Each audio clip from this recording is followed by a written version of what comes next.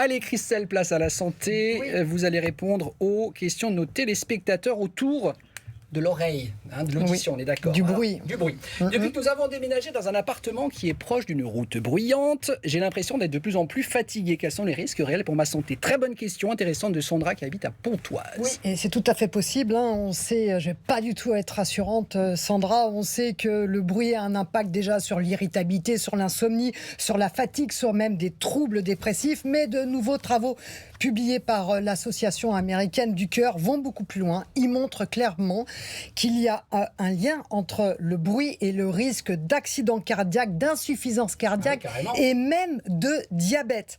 Pour chaque tranche supplémentaire de 10 décibels, eh bien, le risque de développer une maladie cardiovasculaire augmente de 3,2%. C'est vous dire qu'on arrive vraiment à chiffrer cet impact.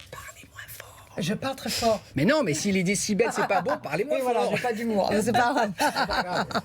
Alors, ce qu'on peut dire, c'est qu'effectivement, Sandra n'est pas la seule dans cette situation. Rien qu'en Île-de-France, 90% des habitants, soit 9 millions de personnes, sont soumis à des niveaux sonores supérieurs aux recommandations de l'Organisation mondiale de la santé.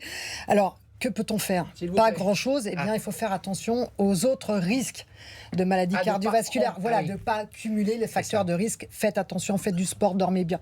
Essayez de bien dormir, même s'il y a du bruit. Faites attention à votre alimentation pour limiter ces risques cardiovasculaires. Moi, quand j'y allais à l'époque, maintenant je suis trop vieux, mais quand j'allais en boîte, j'y allais avec des bouchons d'oreilles. Alors, tout le monde rigolait, mais en même temps, j'ai eu raison. Mais bien sûr. Merci Christelle. Est-ce que l'augmentation du nombre de voitures électriques a un impact sur la mesure de la pollution sonore en ville? C'est Ismaël qui habite à Blagnac qui vous pose cette question, Christelle. Eh bien, d'après vous?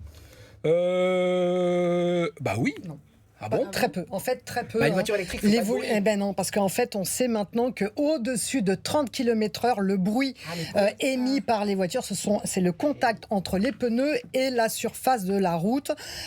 Donc, en fait, effectivement, on n'aura pas vraiment un intérêt à voir ce changement uniquement pour la pollution sonore. Je ne parle pas de la pollution atmosphérique. Ce qu'il faut, c'est bien réduire la vitesse, parce que ça marche.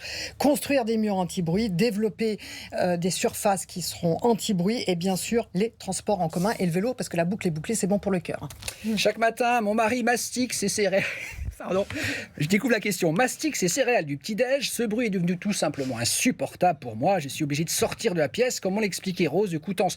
Dis donc, le mari de Rose, il doit sacrément mastiquer, parce que, quand même, au point qu'elle sort de la pièce. Mais vous supportez ces...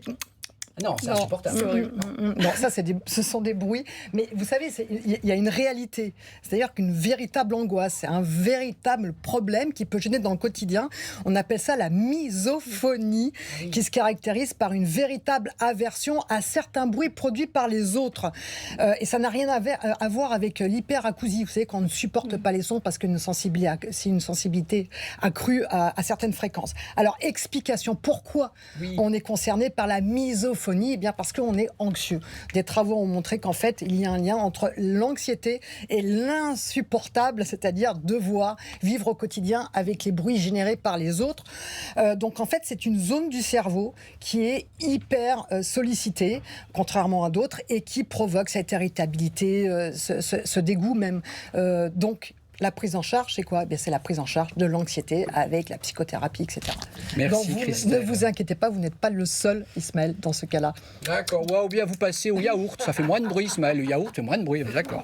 Merci beaucoup, Christelle.